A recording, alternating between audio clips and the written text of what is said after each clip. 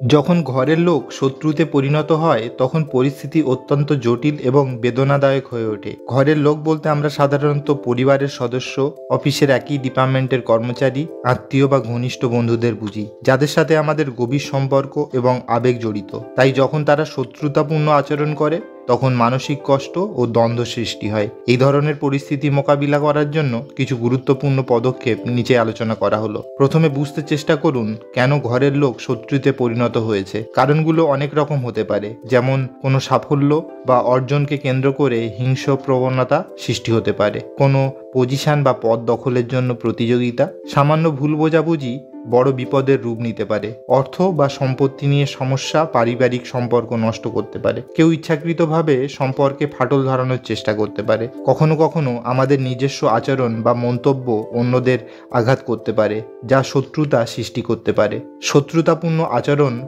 প্রতিক্রিয়ায় রাগান্বিত হওয়া স্বাভাবিক, তবে উত্তেজনা বাড়ানোর সমস্যা সমাধানের পরিবর্তে আরও বড় সমস্যা খাড়া করে তুলতে পারে। নিজেকে শান্ত রাখুন এবং আবেগ নিয়ন্ত্রণের রক্ষার চেষ্টা করুন। তাড়াহুড়ো করে কোনো সিদ্ধান্ত নেবেন না। কারো তিক্তকথায় উত্ত্যক্ত না হয়ে যুক্তিপূর্ণভাবে কথা বলুন। মাঝে মাঝে সময়ের সাথে সাথে রাগ বা ক্ষোভ কমে যায়। যদি সম্ভব হয় সংশ্লিষ্ট ব্যক্তির সাথে শান্তভাবে আলোচনা করুন। জনসমক্ষে আলোচনা করলে অপমান বোধ হতে পারে, যা সমস্যা আরও বাড়াতে পারে। তোমার সমস্যাটা ঠিক কী, বা আমি কি কোনো ভুল করেছি, এই ধরনের প্রশ্ন করে সমস্যার মূল বুঝতে চেষ্টা করুন। তাদের দৃষ্টিভঙ্গি বোঝার চেষ্টা করুন এবং নিজেও নিজের অবস্থান পরিষ্কার করুন। যদি সরাসরি আলোচনা ফলপ্রসূ না হয় তবে পারিবারিক গুরুজন ও কাউন্সিলরের সাহায্য নিন। মধ্যস্থকারী হিসাবে একজন নিরপেক্ষ ব্যক্তিকে রাখুন, যিনি উভয় পক্ষের কথা শুনে সমাধানের চেষ্টা করবেন। কখনো পেশাদারের সাহায্য নেওয়াও উপকারী হতে পারে, বিশেষ করে যখন মানসিক চাপ বেড়ে যায়। শত্রুতা যতই গভীর হোক না কেন, নিজের মানসিক শান্তি রক্ষা করা অত্যন্ত গুরুত্বপূর্ণ। এটি সামাজিক শক্তি ও স্থিরতা বাড়াতে সাহায্য করে। খারাপ চিন্তা ও মানসিক চাপ থেকে মুক্ত থাকলে ভালো অভ্যাস গড়ে তুলুন। আপনার কাজ,